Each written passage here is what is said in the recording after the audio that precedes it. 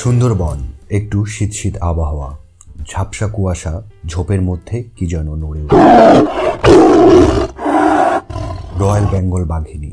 গর্ভবতী বাঘিনীর গর্ভকাল প্রায় 104 দিনের মতো হয়। কিছু ক্ষেত্রে এরা 98তম দিন বা এর আগে বাচ্চার জন্ম দেয়, আবার 110 দিন পরেও বাচ্চা জন্ম দিতে দেখা গেছে।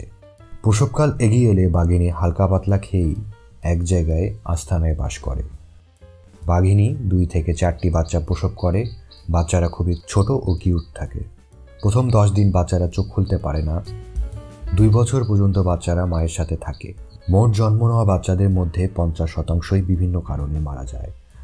প্রথম 6 মাস এরা মায়ের দুধ পান করে, পরে শিকার ধরতে মায়ের কাছে ট্রেনিং শুরু করে। এ সময় খেলার ছলে ছোট ছোট প্রাণী শিকার করে এদের ট্রেনিং চলে। বড় না হওয়া পর্যন্ত বাঘিনী বাচ্চাকে সবসময় অন্য বাঘের আড়াল করে রাখে, কারণ বাঘ বাঘের বাচ্চাকে মেরে ফেলে। 18 মাস বয়সের আগে সাধারণত বাঘ শিকার করতে পারে না।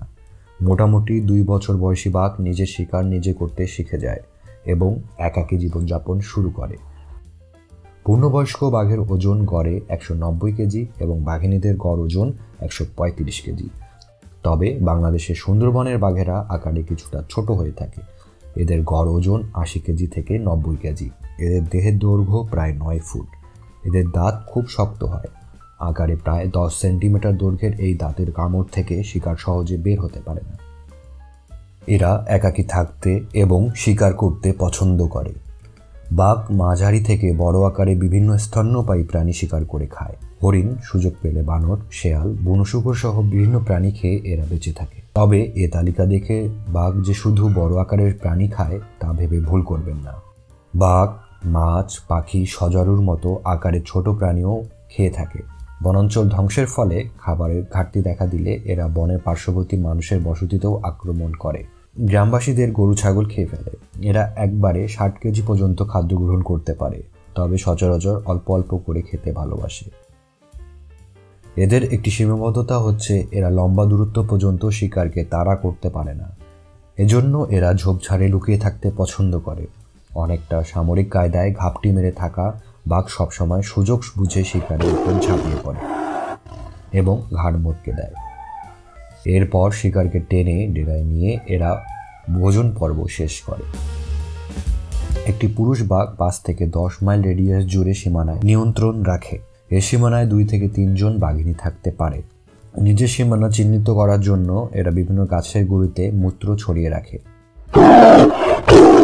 বাঘের গর্জন প্রায় 3 কিলোমিটার দূর থেকেও শোনা যায়। সারা বছর এরা একা একা ঘুরলেও শীতকালে এদের 3 থেকে 4 জনকে একসাথে দলবদ্ধ হয়ে ঘুরে বেড়াতে দেখা যায়। দৌড় এবং সাঁতারে সমান পারদর্শিতা দেখায় এরা। দিনের বেলায় ছায়াঘেরা এলাকায় বিশ্রাম করে এবং সন্ধ্যা অথবা ভোরের হালকা আলোয় শিকার করতে পছন্দ করে। একটি বাঘ গড়ে 10 থেকে 15 বছর পর্যন্ত বাঁচে।